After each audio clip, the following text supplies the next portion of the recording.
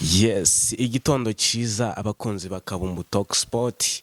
Uyu ni wa mwanya w'amakuru y'imikino tuba twahabyukiye kugira ngo tubashe kubagezaho ibicicikana mu isi y'imikino cyangwa se mu mikino itandukanye ku isi cyangwa se ku migabane itari imwe. Rero tubaye ikaze cyane, nge mugiye kubana ni Justin Mako. Amakuru ni menshi cyane, match z'ibihugu zirakomeje, bari mu irushanwa rya UEFA Nations League cyangwa se irushanwa ritegurwa n'ishyirahamwe rihuza ishyirahamwe ry'imikino mu gihugu mu mugabane wa Europe cyangwa se ku mugabane w'Uburayi. Rero amakuru aba ari menshi cyane kuri ubu ngubu, amakipe yagiye asubira mu bihugu byabo cyangwa se abakinnyi batandukanye bajya mu makipe nationale. Imikino yari yakomeje rero ku munsi w'ejo. Ikipe ya Kazakhstan yari yakiriye ikipe ya Austria, ibitego bibiri byose ku busa bya Austria, harimo n'ikarita y'umutuku ya Kazakhstan. Hanyuma Armenia Nicosia yaje kuba itsindirwa mu rugo na Kolo Iceland. Hanyuma ikipe ya North Macedonia yaje kubitsinda ikipe ya Latvia igitego ni kimwe ku busa. Greece yaje gutsindirwa iwayo cyangwa se mu rugo n'igihugu cy'Ubwongereza cyangwa se The Three Lions. Hanyuma igihugu cy'Abafaransa cyangwa se Les Bleus baje kuba banganya ubusa ku busa n'ikipe y'igihugu ya Israel. Abayuda kabisa baje kuba banganya ubusa ku busa n'ikipe y'Ubufaransa. Belgique cyangwa se Belgium baje kuba batsindirwa mu rugo n'Abataliyani igitego kimwe ku busa. Hanyuma ikipe ya Irlande baje kuba batsinda Finland igitego ni kimwe ku busa. Ikipe ya Slovenia baje kuba batsindirwa mu rugo na Norvege cyangwa se Norway, ibitego byose ni 4-1. Hanyuma Cyprus bagomba kuba bakina na Lithuania ni ku munsi wa none. Hanyuma ikipe y'igihugu ya North Ireland baraza kuba bakira igihugu cya Belarus. Hanyuma San Marino baraza kuba bakira Gibraltar ni ku isaha ya 4:45, mu gihe igihugu cya Luxembourg baraza kuba bakira Bulgaria naho ni ku isaha ya 4:45. Scotland yaba McTominay, abakinnyi batandukanye barimo ba Robertson baraza kuba bakira Croatia ni kuri iki gicamunsi cyangwa se muri iri joro ni 4:45. Hanyuma igihugu cya Denmark cyaba Eriksen, abakinnyi nka ba Hoyland baraza kuba bakira igihugu cya Espagne cyangwa se Spain ni hariya mu gihugu cy'iwabo cya Denmark ni ku isaha ya 4:45. Yes, Romani baraza kuba bamanuka mu kibuga bakira Kosovo. Hanyuma Portugal ya Cristiano, yaba Bruno, y'abakinnyi batandukanye b'abastari ba Bernardo Silva baraza kuba bamanuka muri iri joro bakira igihugu cya Poland cyangwa se Pologne bitewe n'uko ushaka kubyita. Icyo ni igihugu kirimo abakinnyi nka ba Robert Lewandowski. Hanyuma kandi kuri ayo masaha Switzerland baraza kuba bamanuka mu kibuga bakira Serbia. Switzerland ni aba Granit Xhaka, ba Xherdan Shaqiri, ba Manuel Akanji, abakinnyi batandukanye murabazi. Yes, Azerbaijan baraza kuba bamanuka bakira Estonia aho ni ku munsi w'ejo. Hanyuma Georgia baraza kuba bamanuka bakira Ukraine. Georgia irimo abakinnyi mu winga w'ikipe ya Napoli bita Kivica Kvaratskhelia. Hanyuma Montenegro bazaba bakira Iceland. Turkiya bakira Wales cyangwa se ikipe ya yes, igihugu cya Wales. Sinzi uburyo bakita, hari uburyo bakita mu Gifaransa. Albania bakira Czechia cyangwa se Czech Republic. Sweden bakira igihugu cya Slovakia, mu gihe aba Holland cyangwa se Netherlands bazaba bakira igihugu cya Hungary. Germany iyobowe n'umutoza Julian Nagelsmann baza bamanuka mu kibuga ku isaha ya 4:45 ku munsi w'ejo bakira igihugu cya Bosnia and Herzegovina, igihugu gikinamo n'umwataka mwamenye cyane bita Edin Dzeko. Yes, izo nizo make zizaba zibaho haba ku munsi w'ejo, ku munsi wa none ndetse n'izaraye zibaye. Twaraye dutunguwe cyane, hari amamatch atandukanye ku gicamunsi cyatambutse. Igihugu cy'Abafaransa baje kuba basangwa mu rugo na Israel, baza kuba banganya ubusa ku busa. Kugeza kuri ubu ngubu ntago birasobanuka iby'Abafaransa. Bafite ibibazo bitandukanye, abakinnyi ntibashaka umutoza, hari uburyo batameranye neza na kapiteni wabo Kylian Mbappe. Ubona ko ibibazo ari byinshi muri equipe nationale y'Abafaransa cyangwa se Les Bleus. Bari bamanutse mu kibuga babanjemo umunyezamu wabo usanzwe ni Mikel Magna cyangwa se Manya ufatira ikipe ya AC Milan. Hanyuma ku ruhande rw'ibumoso hari Theo Hernandez, ku ruhande rw'iburyo hari Jules Koundé. Ibrahim Konate uri mu bihe byiza muri Liverpool yarafatikanyije na Dayoti Upamecano. Hanyuma hagati mu kibuga ni Ngolo Kante, mwaramenye cyane mu kipe ya Chelsea, yari kumwe na Eduardo Camavinga Kamau. Hanyuma ku ruhande rumwe hari Michael Olise, urundi ruhande hari gukina Bradley Barcola. Hanyuma Zaire Emery ari nyuma y'umwataka Randal Colomwani. Mu by'ukuri ubona ko iyo kipe atari mbi, gusa hari abakinnyi benshi b'abastari batagaragara muri ikipe, barimo Kylian Mbappe kapiteni umaze imikino irenga 4 adakinira equipe nationale. Bavuga ko azaza bakinira muri match z'ingenzi cyane, bivuze ko izi match aba yazisuzuguye. Abakinnyi benshi by the way nagiye mbona this time round batarabashije kuba baripotinga mu makipe nationale, nabashe kubibona mu gihugu cy'Ubwongereza. Abakinnyi benshi kabisa baje kuba aba dropping cyangwa se banga kuba baza gukina imikino y'igihugu cyabo cyangwa se y'ama equipe nationale yabo. Wakwibaza uti se equipe nationale y'Ubufaransa bafite iki kibazo nyuma yo gutwara igikombe cy'isi muri 2018 cyangwa se 2018? Ubona ko bafite uburyo bagiye basubira inyuma. Abakinnyi nk'aba Anthony Griezmann ubona ko batari gukoreshwa muri iki gihe. Abakinnyi nk'aba Kylian Mbappe, abakinnyi nk'aba Ousmane Dembele wabashije kuvunika mbere yuko bahamagara equipe izaba ifasha igihugu muri imikino.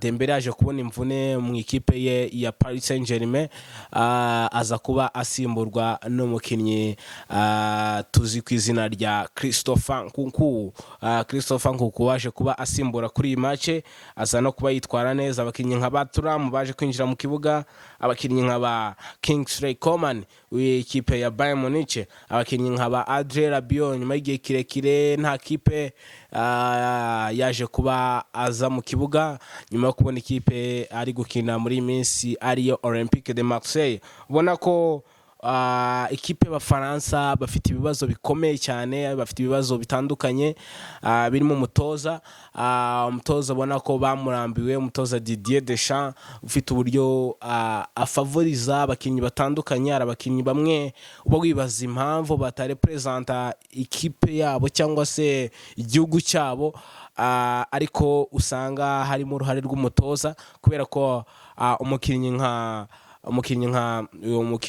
ukinira ikipe ya Chelsea de Bruges ukina kuri kabiri, umukinnyi nka Malo Gusto, ntago biba byumvikana uburyo ababura mu ikipe nationale igihugu n'uburyo ari kwitwara muri iyi minsi mu ikipe ye cyangwa se muri Chelsea. Ubona ko hari uburyo umubano w'abakinnyi n'umutoza w'Ubufaransa utameze neza, ari byo bituma n'umusaruro ugenda uba mukeya. Abakinnyi bavuga ko biteguye kuba bakwakira umurejanderi wabo cyangwa se umutoza ufite uduhigo twinshi cyangwa se ufite ibigwi bikomeye cyane mu mupira w'amaguru ariwe Zinedine Zidane Zizou.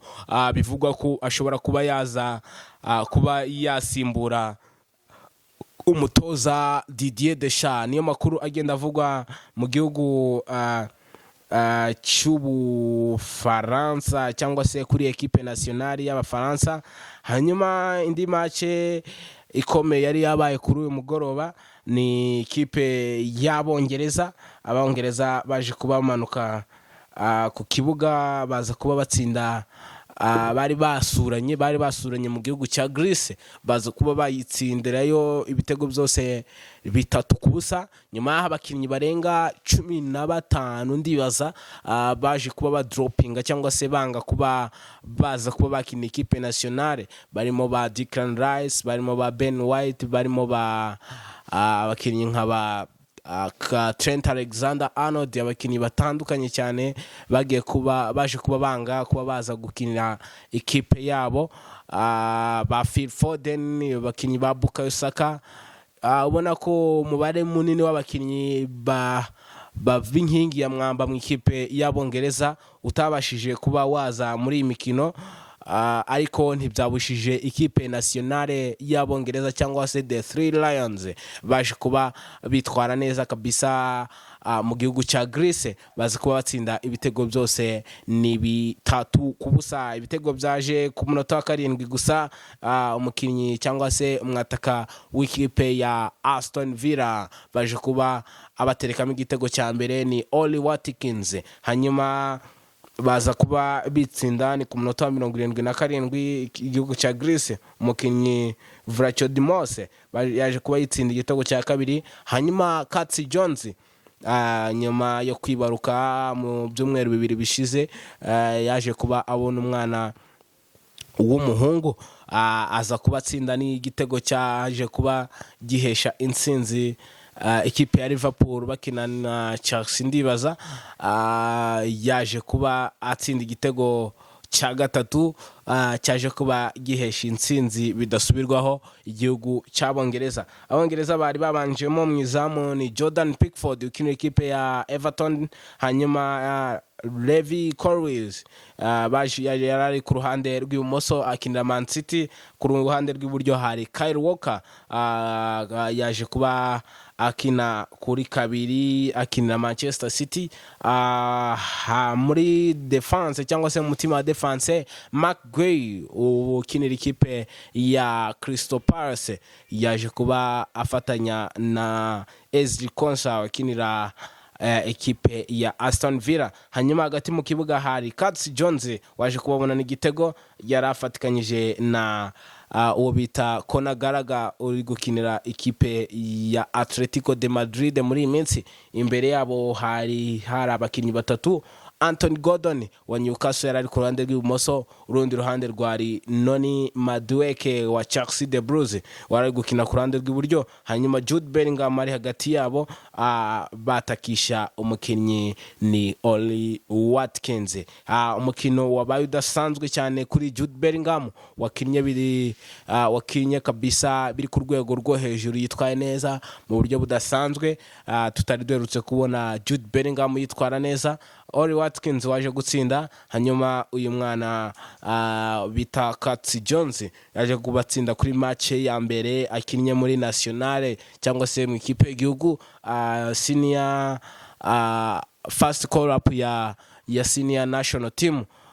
Yaje kuba abona igitego kabisa. Katsi Jones ukomeje kuba akora ibintu bidasanzwe cyangwa se yitwara neza yaba muri equipe nationale yaba ari no muri equipe akinira. Abakinnyi baje kuba basimbura ni Harry Kane kapitene, yaje kuba yinjira mu kibuga ku munota wa 60 asimbura Oli Watkins, hanyuma umukinnyi Gibbs White yaje kuba nawe yinjira mu kibuga akinira Nottingham Forest, hanyuma undi mukinnyi winjiyemo ni Hall ukinira ikipe Newcastle, hanyuma Rogers ukinira Aston Villa nawe yaje kuba yinjira mu kibuga.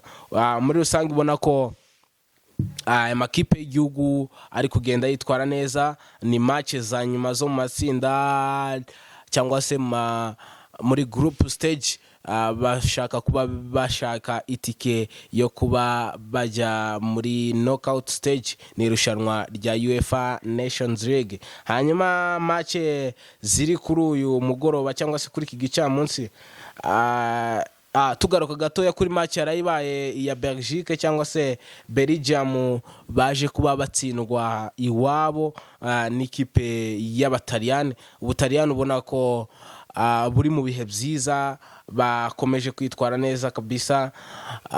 Belgique sinzi ibibazo bafite muri rusange, nyuma yaho umunyezamu wabo nimero ya mbere aje kubasezera muri equipe nationale ariwe Thibaut Courtois. Ubona ko bisa n'ibyabafexe abakinnyi nk'aba Eden Hazard baza kuba baritaringa, abakinnyi nk'aba Kevin De Bruyne ubona ko batahamagawe this time round bitewe n'imvune zitandukanye, na forme yagiye isubira hasi bitewe n'imyaka ibigenda yiyongera. Romelu Lukaku usa naho atari kuri forme ze zisanzwe. Ubona ko Belgium cyangwa se Belgique bafite ibibazo nabo bitaboroheye, bagenda batakaza amanota kugeza ubu ngubu, bakomeje kugenda batakaza amanota bitandukanye cyane n'igihugu cy'Ubutaliyani cyo gikomeje kuba cyitwara neza. Abakinnyi nk'aba Gianluca Di Marco, umukinnyi ukinira Inter de Milan, akomeje kwitwara neza kabisa. Hanyuma umukinnyi Rotegui basigaye batakisha muri iyi minsi, abakinnyi nk'aba Barella bakinira Inter, ubona ko bakomeje kuba bafasha ikipe y'Abataliyani kugeza kuri ubu ngubu. Ubona ko Ubutaliyani buhagaze neza, bugenda bwitwara neza, bari muri group imwe n'Abafaransa. Kugeza kuri ubu Abataliyani barayoboye, amanota ni 13 yose. Batsinze match enye, banganya match imwe, bakurikirwa n'Ubufaransa. Ubufaransa bufite amanota 10, batsinze match 3, banganya imwe, batsindwa imwe kugeza kuri ubu. Hanyuma Belgique kugeza kuri ubu ngubu imaze kubona intsinzi imwe muri match 5.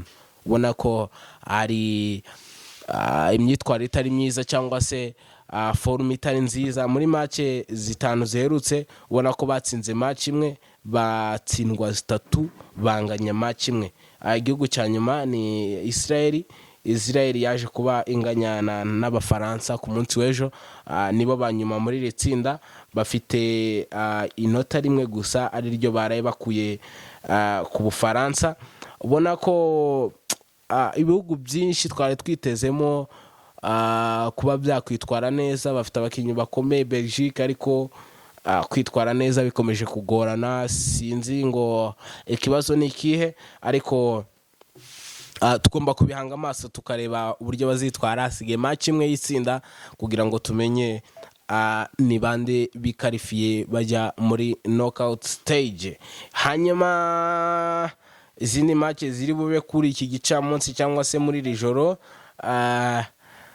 ni igihugu cya Espagne iraza kuba yakirwa na Denmark. Denmark iri mu bihe byiza, abakinnyi nk'aba Christian Eriksen, abakinnyi nk'aba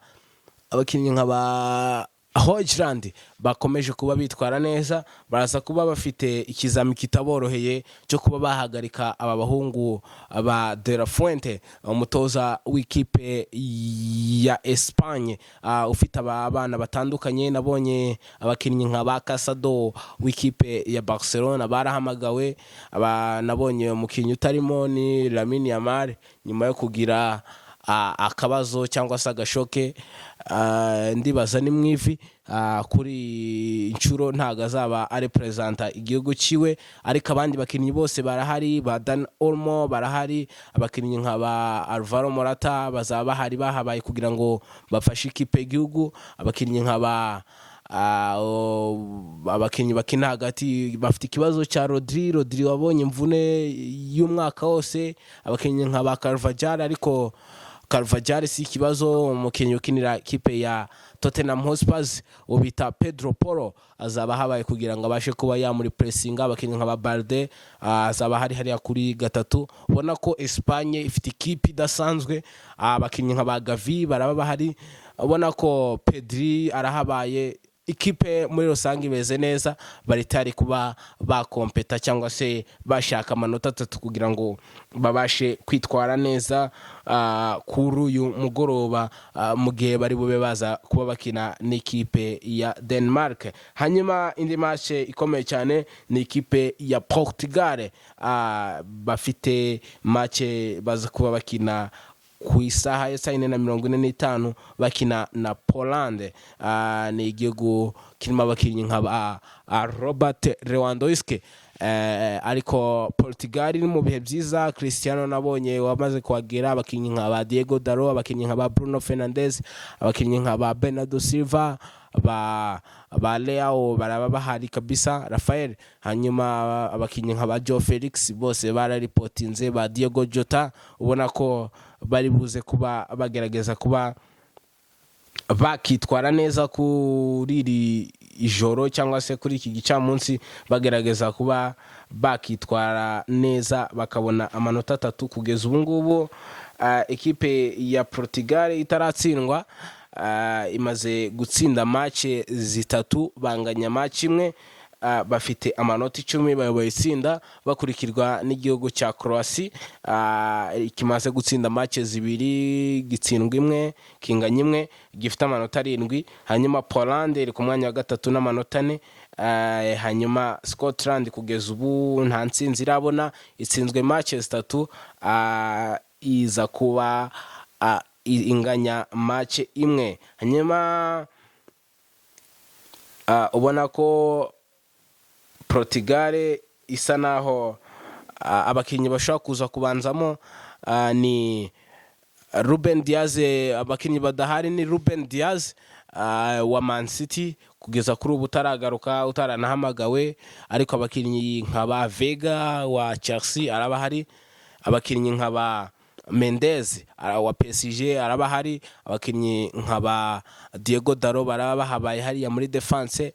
Hagati mu kibuga abakinnyi nka ba Vitinha barahari, abakinnyi nka ba Joao Neves wa PSG umwana ukiri muto we nawe arahari, abakinnyi nka ba Bernardo Silva bose barahari, ba Bruno Fernandes, Leao, Rafael Leao arahari, arashobora kuba yakina uruhande rumwe, abakinnyi nka ba Pedro Neto bose ubona ko bari tayari kuba bafasha igihugu cyabo cya Portugal kuba cyakwitwara neza kuri iki gicamunsi. Abantu kabisa mujye mugerageza mukomeze mukurikirana ama match, ubona ko izi match ziba ziryoheye ijisho. Hari abantu baba badakunda gukurikira aya makipe y'ibihugu cyangwa se imikino y'ibihugu, ariko nayo aba ari myiza cyane, ubona ko habakenewe kuyikurikirana. Hanyuma indi match yabaye ku munsi w'ejo ni igihugu cya Norvege cyaje kuba gitsinda ibitego 4 byose. Umukinnyi Erling Braut Haaland akomeza kabisa kuba yitwara neza mu gihugu ciwe, yaje kuba atsinda igitego kimwe ni kuri uyu mugoroba. Abakinnyi bandi umukinnyi nka Odegaard wari wagarutse kabisa, ashobora kuba aza gufasha ikipe yiwe ya Norvege.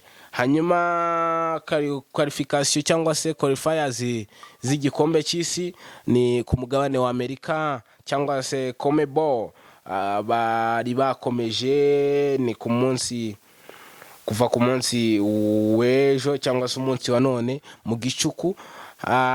Venezuela yaje kuba inganya na Brazil igitego kimwe kuri kimwe. Hanyuma Paraguay iza kuba itungurana itsinda igihugu cya Argentine ibitego 2 byose kuri kimwe. Match yatunguranye. Ecuador yaba Moise Caicedo baje kuba batsinda igihugu cya Bolivia ibitego 4 byose ku busa. Hanyuma Uruguay iraza kuba izabikina ku munsi w'ejo, bazabakina na Colombia. Hanyuma ikipe ya Peru cyangwa se ekipe nationale ya Peru bazabakira Chili ni ku munsi w'ejo. ariko tugaruka kuri match ya Argentine, ni match yatunguranye cyane kuba baza gutsindwa. Bamaze match nka zingahe ubona ko umusaruro wabo wasubiye hasi, sinzi kiri kubitera. Abakinnyi bose muri rusange ubona ko bari bahari. Argentine, umuzamu wabo Martinez yarari mu izamu nyuma yo guhanwa imikino irenga 3 kubwa racism cyangwa se irondaruhu. Yari yagarutse mu izamu, umuzamu wa Aston Villa. Hanyuma Tagliafico yarari kuri 3, ku rundi ruhande ni Molina wa Atletico Madrid. Cristiano Romero yari yakinanye na Otamendi ni mutima wa defense. Hagati mu kibuga yari Enzo Fernandez wa Chelsea ari kumwe na Rodrigo de Paul. Uruhande rumwe hari Lionel Messi, Alex McAllister, Julian Alvarez batakisha Lautaro Martinez. Mu byukuri wakwibaza uti se igihugu cya Argentine cyazize iki kuri uyu mugoroba? Ubona ko bagomba kwisuzuma. Messi utagize match nziza, nubwo atajya yiburira, hari moments yagiye akora ku mupira ubona ko takira cyarimo ntagararangira, ariko baje kuba bananirwa kuba bafasha ikipe yabo kuba babona amanota 3 kugeza kuri ubu ngubu. Ubona ko ikipe ya Argentine yasubiye hasi, ariko nubundi iracyayoboye. Ni tebo y'amakipe ari gushaka itike yo kuba bakwerekeza mu gikombe cy'isi cya 2026. Ubona ko bakinnye match ni 11, bamaze gukina match 7 barazitsinze, banganya 1 batsindwa 3, amanota 22 yose niyo bafite kugeza ubu. Bakurikirwe na Colombia ifite amanota 19. Hanyuma Brazil yaraye inganyije nayo ifite amanota 17, Uruguay 16, Ecuador amanota 16 nayo banganya na Paraguay na Venezuela amanota 12. Chile ni yanyuma kugeza ubu ifite amanota 5 yonyine. Ubona ko ibihugu bigerageza kuba byakwitwara neza, ariko ikipe ya Brazil yaje kubinganya kuri iki gicamunsi na Venezuela ku Franziza y'umukinnyi Rafinha ukomeje kwitwara neza kugeza ubu ngubu, ibitego 15, assist 10 mu ikipe ya Barcelona ndetse n'ikipe y'igihugu muri rusange muri competition zose. Uruhare rw'ibitego 25, ubona ko ari imibare myiza cyane kuri uyu munya Brazil ukomeje kuba yitwara neza. Match ya mbere yari yafashe jezi ya Neymar, niyo bari baje kuba muha nimero 10, aza kuba anatsinda ku Franziza. Yaje kuba aserebura nka Neymar, celebration ya Neymar. Ubona ko ari mu buryo bwiza bwo kuba yamwifuriza nayo kuba yagaruka vuba. Hanyuma umukinnyi Vinicius Junior waje kuba kinirwa nabi nawe muri iyi match, bamuha penalty aza kuyirata. Sinzi kabisa kugeza ubu umuvumo wa Vinicius mu kipe y'igihugu. Ubona ko byakomeje kugorana, yitwara neza mu kipe ya Real Madrid, ariko byagera muri national bikagorana cyane. Sinzi ikibazo gihari, sinzi ikibazo gihari kugeza ubu, ariko muri rusange imikino yabashije kuba ni nk'iyo ngiyo. Dukomeza kubararikira gukomeza gukurikira match zitandukanye, tuzakomeza kubageza amakuru atandukanye. Mukomeze mukore subscribe, like and share kugira ngo tuze dukomeza tubane. Ciao ciao, amakuru nakagaruka.